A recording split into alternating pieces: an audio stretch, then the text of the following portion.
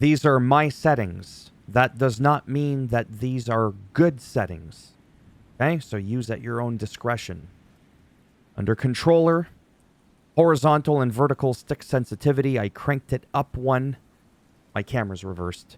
Up to 6, just to get that little extra oomph. I find a 7.7 unoriginal and a little too hypersensitive for my ADHD ass.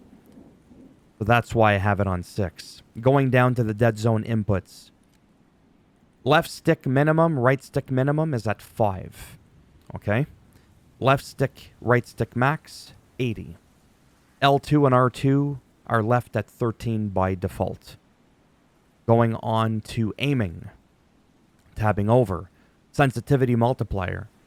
I want to explain this really quick in case you're unfamiliar. Not everybody's a veteran here. Plus, if you are, you wouldn't be on my video. When you aim, it's going to be slower than when you're aiming from the hip. So right now I have my sensitivity on 6. So when I'm aiming down, it's going to feel like it's probably at 5. At 1.0. That's 100%. But if we scale it back, which I've done for first person, at 50%, well, it's going to be 50% as slow when you're aiming down than what it would normally be at, but that would translate to not quite 3, because that would be half. It's probably going to be closer to like 2 to 2.5 movement. So that is why I do that, because I want that preciseness when I'm aiming, not when I'm just looking from side to side or up and down. That's where you want some really good sensitivity.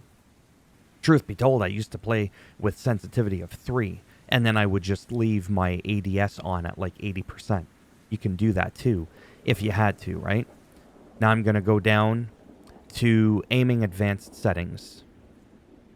ADS transition timing. So when I'm switching from hip fire to aiming down, I want that transition of speed to literally be instant. I don't want this gradual shit or after zoom. I want consistency. For me personally, that's why I have it on instant. Third person, that's just a correction type stuff. I just leave that on assist. You can read what it says off to the side. Again, the aim response curve type. I want linear. Dynamic is for more experienced players, but it goes from fast to slow, and then standard, it's from slow to fast when you're moving. It's like the longer you hold the stick, it just, again, inconsistent. I need consistency. My OCD demands consistency.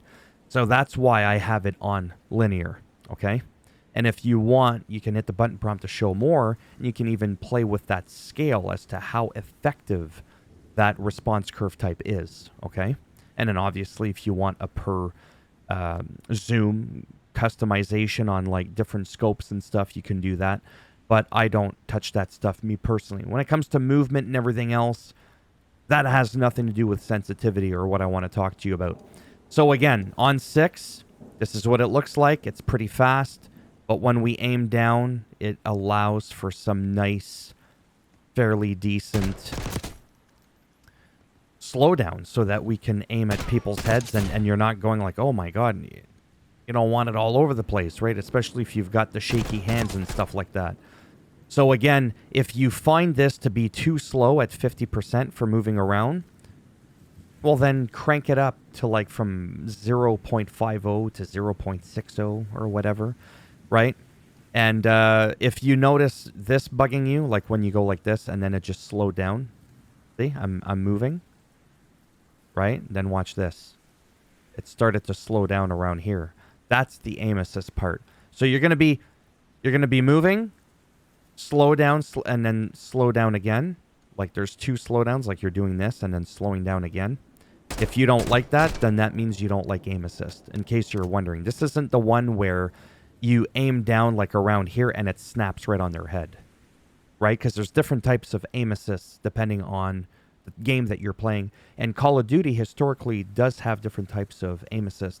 However, in this case, I have not noticed, as you can see here, any extra options for different types of aim assist. There's just aim assist. Okay? So that's it. This video is probably useless, but I thought that I would still share my settings because this is what works best for me. I'm usually at the bottom of the list when playing online.